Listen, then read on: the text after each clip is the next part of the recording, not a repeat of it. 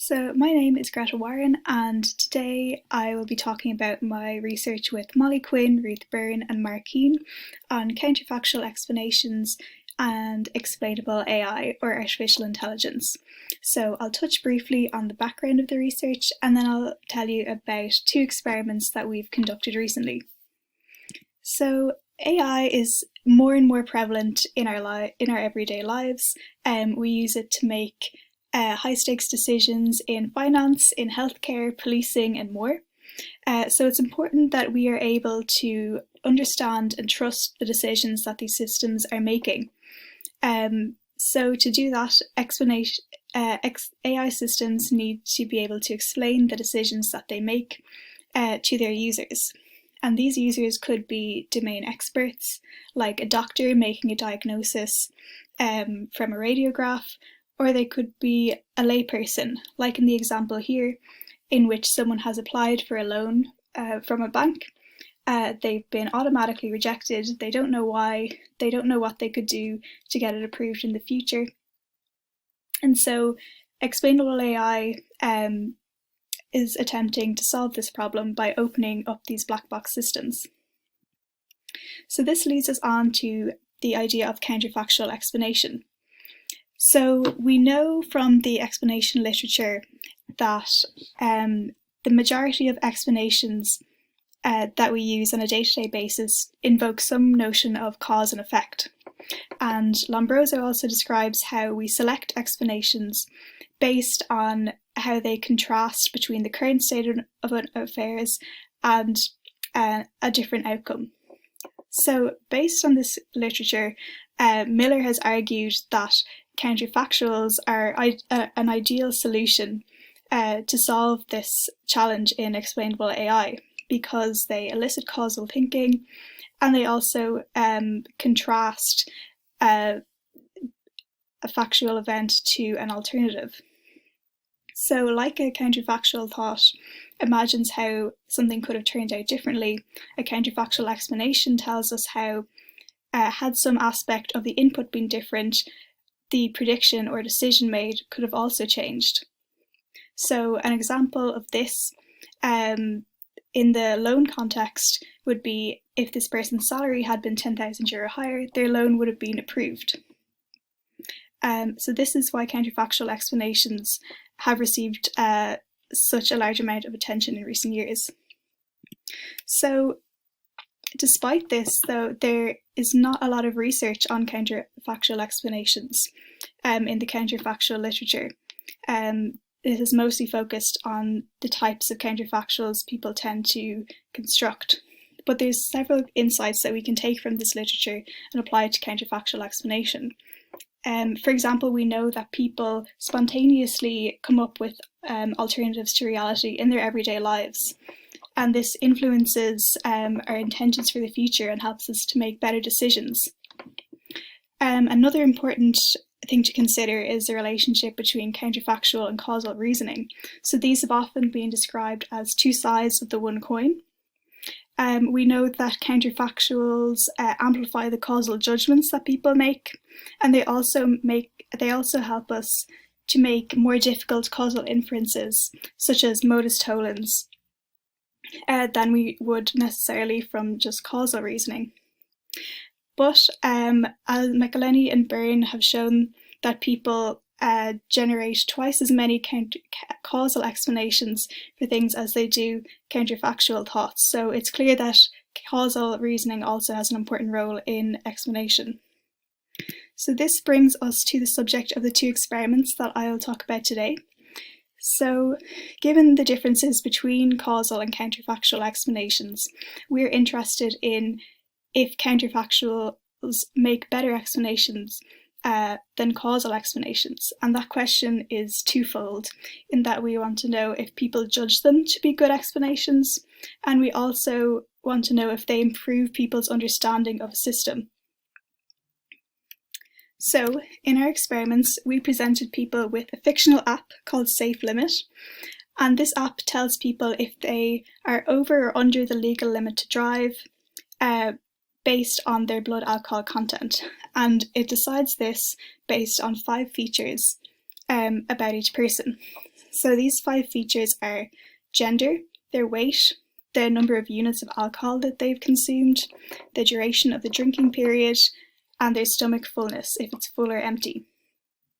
So we presented people with examples of these cases, and these cases were drawn from a case space of where all features were normally distributed, and everyone got an equal number of cases over and under the limit. So our experiments were structured to measure people's understanding of the system in how accurate they were in a task, and we also asked people to evaluate the explanations they were given in terms of satisfaction and how much they trusted the system. So in the first part of the task, people were given an example of someone's data, and they were asked to decide if this person would be classified as over the limit or under the limit, or they could respond that they didn't know. So once the participants had submitted their decision, they were given feedback. So the correct answer was highlighted in green, and the incorrect answer was highlighted in red. And they were also given an explanation. So a counterfactual explanation for James being over the limit would be, if James had drunk 5 units instead of 6 units, he would have been under the limit.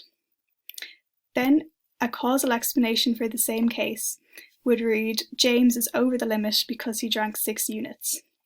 Then we also showed people a control, which was a description of the app's decision.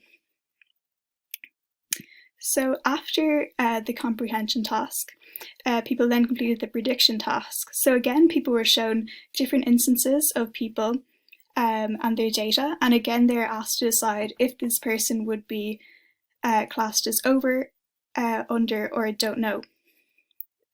In this case, however, people were also asked to consider a specific feature in making their decision. So in this example, we're asked to consider the number of units that Eric has consumed in making our decision.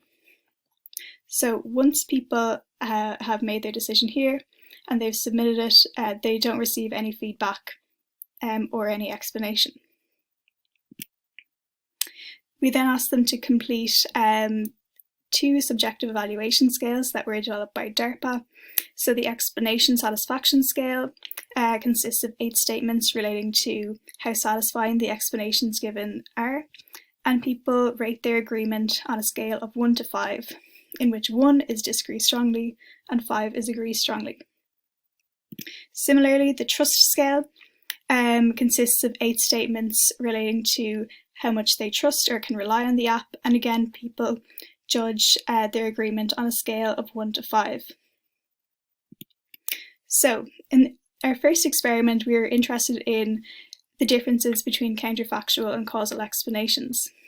So the design for this experiment was 3 by 2 by 5, in which there are 3 groups. So one group received counterfactual explanations, another received causal, and a third group received control descriptions. They completed the 2 tasks that I've described to you previously, so comprehension and prediction. There are 40 trials in each task, and then each of the 5 features was highlighted in the explanations in the comprehension task and the prompts in the prediction task an equal number of times. So that's 8 times for each feature.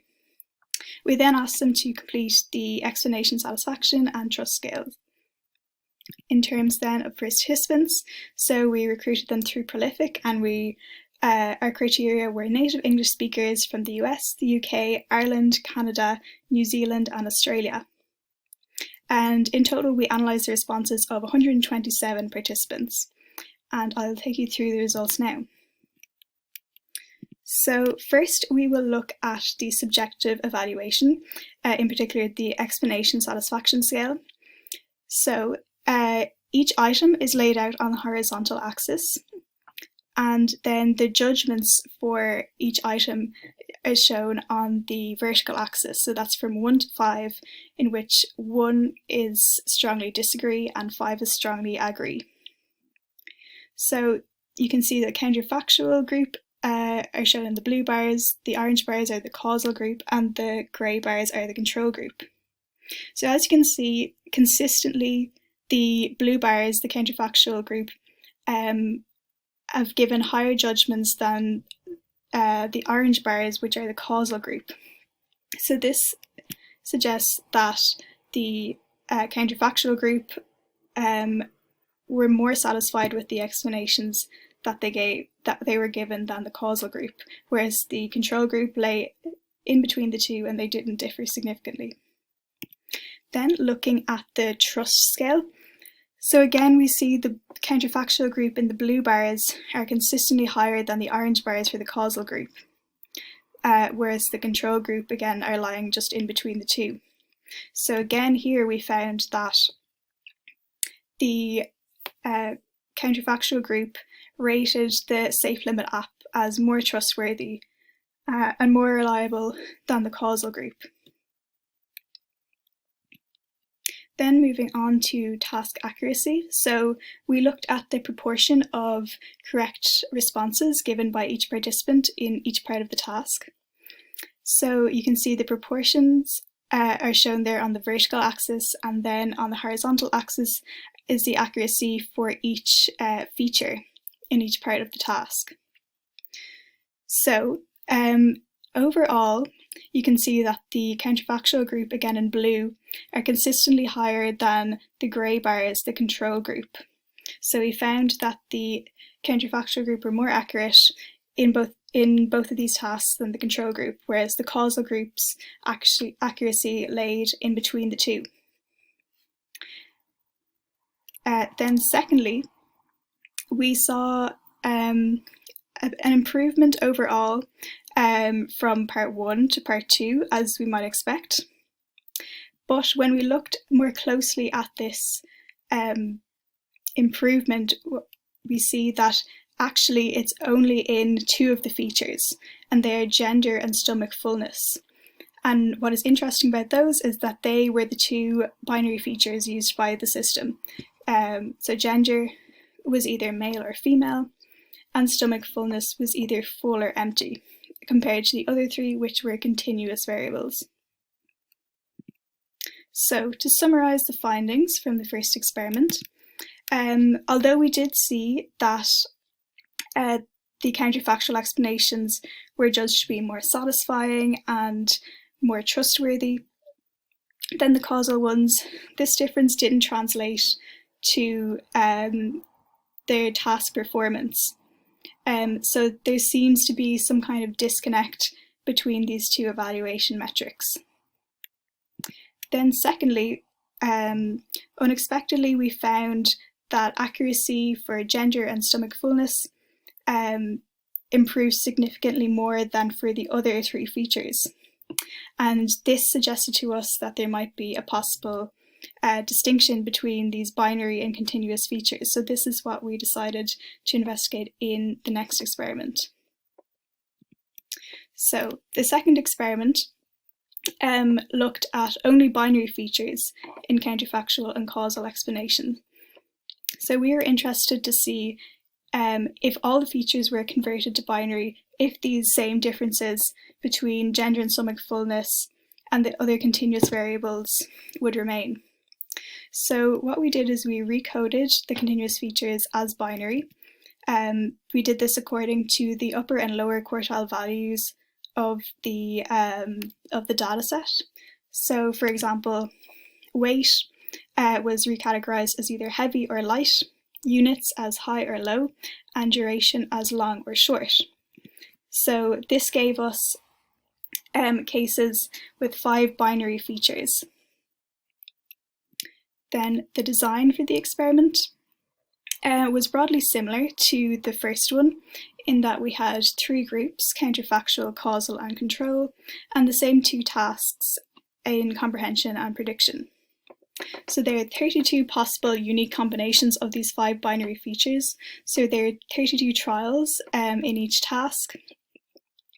And to ensure that each feature was highlighted an equal number of times, we only highlighted units, weight, gender and stomach fullness in the explanations and the prompts.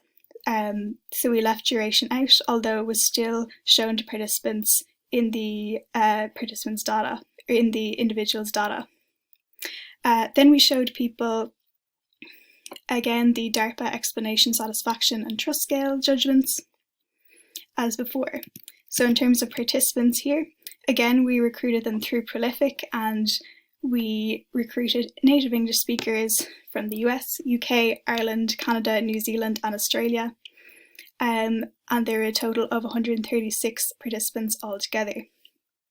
So again, I'll take you through the results of experiment number 2. So looking at the explanation satisfaction scale first, again you see each individual item laid out on the horizontal and the judgments on the vertical. So again, we see that the 3 groups are all clustered quite close together. For all the items, they're all pretty much within a standard error bar of each other. So this is in contrast with the finding from the first experiment. So here we didn't see any differences between the groups in terms of explanation satisfaction. Then when we looked at the Truss Scale, again we see that the groups are all pretty close together. Again, we see each individual item on the horizontal axis and the judgments on the vertical. And again, what we saw here was no effect of the explanation type on their evaluations of trust in the app. So this again in contrast with the results from the first experiment. Then finally moving on to the task accuracy. So we saw an overall improvement again from part 1 to part 2, but we did notice an interaction between the task type and the group.